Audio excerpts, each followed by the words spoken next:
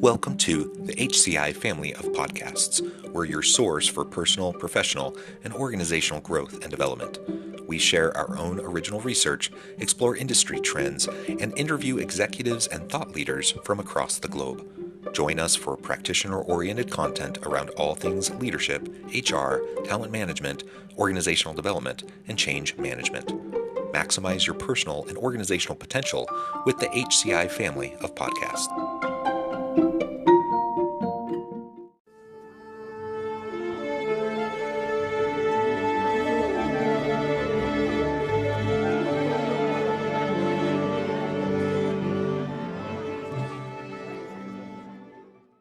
Alexandra Bowden, welcome to the conversation today. Thank you, John. Happy to be here. You're joining us from the Cincinnati area. I'm south of Salt Lake City in Utah. And today we're going to be talking about gamifying and operationalizing workplace culture, which is really what your business is all about. So I'm super excited to explore this with you and to get your insights. As we get started, I wanted to share Alexandra's bio with everybody. Alexandra Bowden is a speaker, consultant, partner, educator, and advocate. She has a vision to put customer service and creativity back into the talent equation after a dramatic career pivot of her own and realizing that talent can come from a multitude of places which we aren't tapping into. She founded PEOPLEfirst, which is really what we'll be talking about today. Before we dive on in, anything else you would like to share with the audience by way of your background or personal context? Sure. So I actually started as a lot of people don't know this, but I started as a professional dancer. So I went through a dramatic career pivot of my own. And when I founded PEOPLEfirst, my goal was to come at the equation from both sides. So I did career coaching and consulting for others that were trying to go through a big change or either find, the right company or the right role that brought them that joy and satisfaction. And help them kind of break through the barriers that many companies have.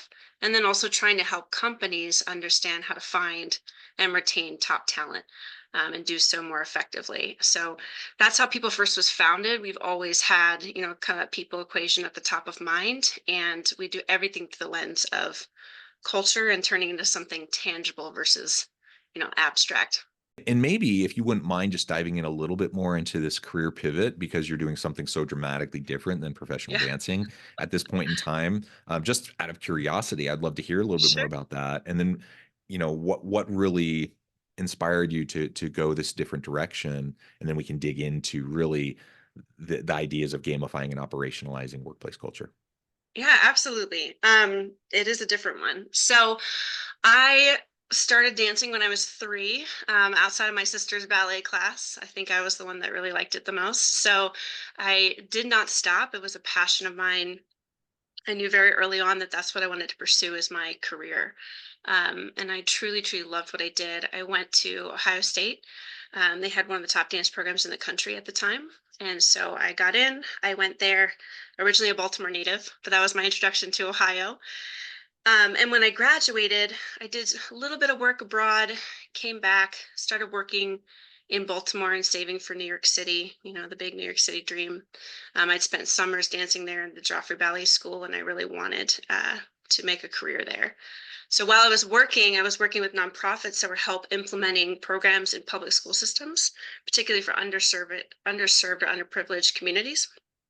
And so I ended up interviewing and hiring a lot of teachers and working with administrations to make all of that work. I found a similar job in New York City when I finally moved there to dance, and I really loved that piece. I didn't realize I was kind of doing talent acquisition or people management at the time, in terms of managing the teachers and the programs as well.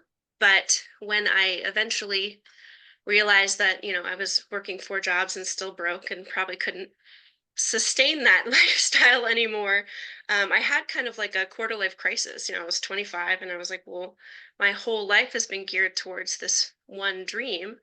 And now that I've decided it's not working for me anymore, what do I do? And I had immense college loans, so I couldn't really go back to school to study something else. I didn't know what I wanted to study if I did. And I was really kind of in a holding pattern. I didn't really understand how I was going to find something that I was as passionate about again. And that was a very emotional journey as well, because I had only heard of corporate from the arts lens of, soul sucking jobs stuck at a desk. And I had a very different experience of work. So, it was really challenging for me. And what happened was when I moved to Cincinnati, kind of had a breakthrough opportunity. Someone took a chance on me. The VP of a big marketing company decided to hire me as an executive assistant because I dabbled in social media and different things. If anyone's worked for a nonprofit, you know that you do a million different jobs that aren't your job description. So that actually helped me in that sense. And pretty quickly they were like, "Oh, we have this recruiting committee. We'd love you to be a co-chair. You have recruiting and hiring background." I was like, "Great, let's do it." And that was about 3 months into starting. And by the end of the year, I'd helped grown and refined the qualifications and how we hire. They asked me to move into talent acquisition full time. And then I grew the department significantly. I got into engagement and retention practices. I got into Mhm. DE&I. And I just found myself really, really passionate about creating these amazing workplaces because someone had taken a chance on me. And I didn't believe that work could be fun. Corporate work could be fun in that way. Um, but it allowed me to tap into creativity. The culture was amazing. I thrived in that environment, and I wanted other people to have that same experience. So when I left and started my company, I pretty much said, how do I recreate this for other people in a way that's tangible and cost effective? Because many of the things that we need to do to create great environments for people really is fairly simple. It's just kind of taking that step and committing to doing it. Well, and thank you for providing more of that background about your own experience and finding your way into the space. And I should just add too, I think many listening will resonate with the fact, maybe not dance as a previous background, but that oftentimes people kind of fall into this space. The Yeah, HR space, the training and development space, the culture space, the DEI space. People do all sorts of things and then kind of end up finding their way into this. Now, there are people that also specifically train for and go to school for these areas, but there are plenty that take a nonlinear path and do something similar to what you did. I have, nothing related to dance, but I have a bit of a meandering path as well to find myself in this space. Certainly not a traditional linear path, and I think many people find themselves in that kind of a situation. So I, I love to hear these stories because I think it's important for anyone listening, anyone who resonates with these ideas that we're talking about. This is a possibility for you, whether you stay in your current job, in your current organization, and just find ways to really champion right, positive culture and all of the great aspects that can help you drive team performance and everything like that and more healthy workplaces, or you decide you want to break out on your own and do consulting work or completely transition careers. I think there's a whole bunch of different ways that this can be applied, and I just want to give permission to everybody to do whatever makes sense for them. Maybe that 100%. is a complete career 180. Maybe it is just honing what you're doing within your current role, or having it complement or supplement what you're doing in your current role to just be a better leader. I think all of Right. those are valid, and I love to see it. I just want more people who are people centric leaders, Totally agree. regardless of their title, their role, what organization they're in. Yeah, I mean that's a beautiful point because when I started kind of rebuilding that committee, I was an executive assistant and I was working with supervisors and directors, and I had to gain their buy-in and support. And I grew the committee size like threefold, and I was having leaders take my direction and turn to me for, how do we do this better? Taking my advice. So it's just, I love that you're giving that permission of no matter where you are in an organization, no matter whether you're at the bottom of the totem pole, the top of the totem pole, you can absolutely have an impact if you find something that you're passionate about and you find small ways to champion it and take it on. Yeah, yeah, excellent. Well, let's talk now more specifically about what you do there at People First and this whole idea around gamifying and operationalizing workplace culture. There's a lot of attention given to this. There's so many books Yes. on workplace culture. I think everyone I don't know anyone who would say, I don't want to work in a great workplace, or Right. any leader who thinks I want to have the worst workplace ever. Like everyone wants a good workplace. Every leader wants to have great teams and a dynamic organization. I think Yeah. everyone wants that. That's a goal, but the aspirational goal often, we don't go anywhere from there. Like it just kind of falls off for a variety of Right. reasons. And so this idea of operationalizing culture is really, really essential in my mind. And I love, connecting it with this gamification piece. So tell us a little bit more about that. Sure. So being a small business owner myself, I think, we're so busy in our day to day. You're right. Nobody wants to have a crappy culture, and sets out to make people's lives miserable. But the reality is, unless you're intentional about it, it can go a variety of ways. People grow and develop and evolve and change, and your organization is made up of human people. And then you bring new people into the equation, right? So it's almost like an organism. It's constantly evolving and changing. So setting it once and hoping that it just happens from there, is not really a strategy. And we surveyed a bunch of different leaders. We actually surveyed over 250 CEOs, and we had asked them, how important are people to your bottom line? And again, we didn't say how important are people in general, or anything fluff. It's like how much they impact your bottom line and your profitability. And on a scale of 1 to 5, it was like a 4.2. Right. So most people agreed they were um, highly translated into profitability and bottom line impact. And then we surveyed them. We said, okay, how many of you have a financial plan? 99%. How many of you have a marketing plan? 97%. How many of you have a strategic plan? Mhm. 95%. How many of you have a people and culture plan? Less than 10%. Yeah. And so, there's just a huge gap between, we plan for all these other things. We don't go based on our gut or a whim or hope that it happens. So if we agree that people are hugely impactful to our bottom line and our growth, then we need to plan for that as well. And again, bringing it back, being a small business owner, I understand it's so hard being pulled in so many directions that you might know these things intellectually, but being able to do them and make the time and the space and then having the know-how is a very different thing. So it's really important that you rely on culture leaders internally, or you hire someone externally to come in and help you and guide you through that process and hold you accountable, so that you are making it intentional. Otherwise, it doesn't happen. I think the other piece that's the biggest challenge is culture is a buzzword, but it feels very abstract, right? People are like, great, we have a great culture. Well, what does that mean? What does that look like? And what's your plan for keeping it great as you grow and change and evolve? And many times it boils down to, unfortunately, words on a wall, or words on a paper, or words in a handbook, but nobody actually is aligned on exactly what that means.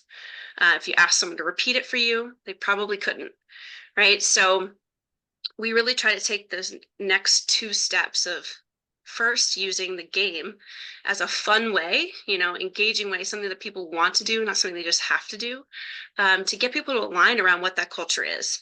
And I'm not just talking vague values that everyone has, integrity, ethics, right? Enron's Yeah. value as ethics, and clearly people were not operating with that, in mind. So it's about really defining what those things are and agreeing upon them at all levels. So you have the buy-in from everyone, because everyone's working together to define those clear behaviors and actions. What we mean by customer service is we go above and beyond. We deliver on time. We give the customer what they need, not just what they ask for, right? It's not that customer's always right, but we want to make sure that, we're giving them excellent service and doing whatever we can, going above and beyond, to help them reach their goals. Right. So you're clearly defining, because people would do that a different way. And we've done this with many companies, and they all define those things quite differently. And then you're taking those behaviors and you're turning them into habits and actions. You're boiling them down into processes, and you're integrating them in everyday life so that they really become like a living, breathing thing within your organization. And it is something tangible. And therefore, it does impact your people and your bottom line. Yeah. And just making it tangible, going beyond the aspirational, statements. And, I'm all for, nice messaging and having nice things on the walls and having good messages on your website. And, Messaging is important, but messaging Sure. in and of itself is just performative. Like it has to be backed up Exactly. by other elements, and nobody expects you to be perfect either. So we understand that an aspirational goal is just that. Like we're never going to fully achieve it. We're going to work towards it. I think everyone gets that, and everyone's willing to be patient with that. But what people aren't patient with, in my experience, is when you're not even attempting to walk the walk at all. Right. It's just performative, and people know the difference. They know if you're espousing key values, if you're trying to work towards them, or if you're just saying them because it sounds good, it's good PR, or 100%. whatever. And the ways you just described of systematizing and operationalizing culture to really have it integrated and embedded throughout the organization, throughout the processes and procedures, the policies of the organization. So it's just really it becomes just part of how a business is done. Right. That is what we want to see. And I think Yes. that's the hard work of culture, because again, as we said at the beginning, most people, I think pretty much everyone, wants a good culture. They really Right. even aspire to it. But so many places are toxic. So many places don't have that good culture. And it's because people don't know how to, or don't go through the hard, arduous work of the Yes. systemization and the operationalization. They just kind of Yes. they hope that they can have a big rah-rah meeting and get everyone together and say, hey, let's, we love each other and we're gonna, work well together. Let's collaborate, innovate, blah, blah, blah. They throw out all the terms, and then they think we're good. Just gonna That's not happen. Yeah. that's not how it works. Like you have to reinforce it repeatedly in many ways and Yeah. systematize it. And so it's I often say it's not rocket science, but it is hard Not, but it's because you hard. have to be very consistent and you have to be very purposeful in what you're trying to do. Yeah, absolutely. I mean, it's like weight loss, right? Or Mm, changing your diet dramatically. It takes time. You have to figure out, what are my barriers? What are my challenges? What are my unique, you know, things that are standing in my way of achieving this goal? And it takes small habit changes over time with consistency to start to see that benefit. So like anything else in life, we shouldn't be treating culture any differently. And when we go into companies, you brought up an excellent point of people, seeing the effort. Is when we go into companies, many times they bring us in, unfortunately, not proactively. They bring us in mhm, reactively, like they're bleeding people or they're bleeding money or they're, right. they're not able to grow and they want to grow. Um, and so they get really stressed and anxious because they want to see change in 3 months. And it's like, Hmm. this is a long process. You're going to see change a year from now. You're going to see a lot more change 2 years from now. It's something you're continually working towards and doing. It's not a quick fix. However, don't feel desperate, because most people end up staying at these clients when you have the intentional and proactive communication with them and transparency with them of what you're doing to work on it, right? People are more than willing to give you the benefit of the doubt or to hang in there with you most times when they see you Hmm. working towards positive change and they know that it's real. Yeah. Um, but you're right, the rah-rah meetings don't work. The post it and forget it doesn't work. And that's when you start to really lose people's faith in you, and they start looking for other things because they don't believe that anything's going to change. And that's a really kind of desperate position to be in. Yeah, and it's sad too, because I think when those rah-rah meetings happen, I'm going to give people the benefit of the doubt and assume that it's with good intention, that Sure. they don't intend for it to just be performative, that they do want to get people excited and they do want to reinforce whatever values they're promoting or whatever. And they can play a part, like as an overarching strategy, around generating interest and buy-in, and but then it has to be followed up. And so when that doesn't happen, I'll give people the benefit of the doubt that maybe they had good intentions in the first place and that they're trying, but they're actually undermining their own ability to drive the type of culture that they want, because they're that very act of doing something and not following it up then erodes trust. and Exactly. and people just don't believe them anymore. They just say, Exactly. oh, it's, they, even if it's not meant to be performative, even if it is meant sincerely, people will assign and attribute these other nefarious motives and agendas behind what you're doing, and it just erodes trust, and then it's going to make it that much harder for you to try to do something meaningful in the future.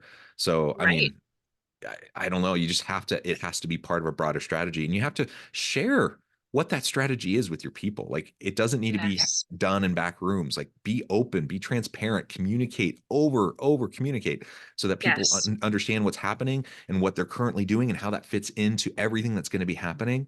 That Yes. is the better recipe for success.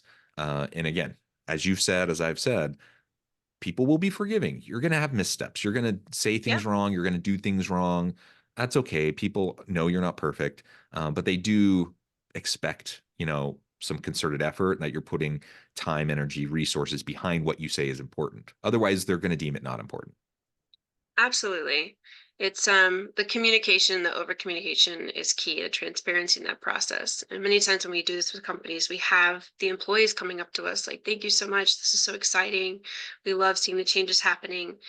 Where we see people fall off the most is in the implementation. And so they get through all the initial work. And again, it's more than just the initial meeting, but they get through the initial work and then the accountability piece. It's like, now we're integrating this over the next 6 months, 1 year, 2 years, and they get busy and it falls off. And like you said, it's almost like the fable, the boy who cried wolf. Like, the more that you get people excited about something and then you don't deliver, you're eroding that trust. They stop believing. And so when you try to come at it again and then again, even with the best intention of like, well, this time it's going to work, they've stopped believing that it's going to work. Mm-hmm. So they're expecting it to fail, and that's never a good place to be.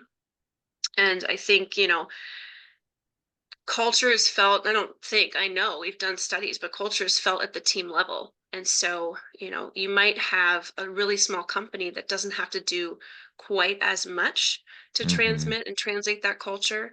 But the more that you grow, the more you have facets of the organizations and leaders that are handling things differently. And it's not that leaders can't have their own style, but we still want to have that style under the umbrella of like, this is how we do business, Yeah, right? This is how we handle customers. This is how we handle our employees. Um, this is how we would handle certain situations because this is what we say that we value. And those things really need to be consistent because those pockets start to develop quite quickly with a growing organization. And so what we do is we try to put tools in people's hands in any way possible, right? We don't try to just be self-serving of like, hey, come hire us and pay us a lot of money to do this for you. Like, yes, we can do that. But we also certify people in playing the game. If you go to Cards for Culture game.com, we sell the game as a business tool. We call it a game. It's a business tool, right? yeah. There's no winner except the person that's buying it. That was a really bad dad joke, but um but we try to really like get it in people's hands because again, you can have champions within your company that are moving this along and keeping people accountable and keeping it top of mind. So we have challenges that we do every once in a while, where in the matter of like a couple days or a few hours we try to disseminate as much information as we can with leaders and CEOs, and put some actual tools in their hands. We certify people on how to play the game within their own organizations if they want to do it that way. We're really just trying to get this in people's hands because we want to see a broader change, right? Like, we're in this to change the world and the way people work for the better, not just to line our pockets. So however we can get this in people's hands and give them the tools to make it successful is what we're really trying to do. I love that. I love that. Alexandra, this has just been a great conversation. I know at the time I need to let you go here in just a minute, but before we wrap things up for today, I wanted to give you a chance to share with the audience how they can connect with you, find out more about your work, your team, and then give us the final word on the topic for today. Sure. So you can connect with me on LinkedIn. I'm on LinkedIn. My partner Melanie Boer, my other partner Will Kruer, we're always putting out helpful content. You can find us on our website, choosepeoplefirst.com. Like I said, the cardsforculturegame.com. If you want that tool, we have other supplemental decks for recruiting, for wellness. And when it comes to a final leave behind, I would just say, like anything else, don't start tomorrow, start today, right? Because today is probably already too late. I'll just add to that because that's something I feel passionately about. Like, don't wait until you have things perfectly figured out to start. Start, Right. learn, iterate, do better. Like, That's what we need to do. And so many people get paralyzed and they just can't move forward because they're overwhelmed by the scope and scale of like what they envision that needs to happen, that they just don't even start doing the simple things right away. Right. So let's just start doing the simple things. All right, One step at a Alexandra, time. thank you so much. It's been a pleasure. I encourage the audience to reach out, get connected, find out more about what Alexandra and her team can do for you. And as always, I hope everyone can stay healthy and safe, that you can find meaning and purpose at work each and every day. And I hope you all have a great week.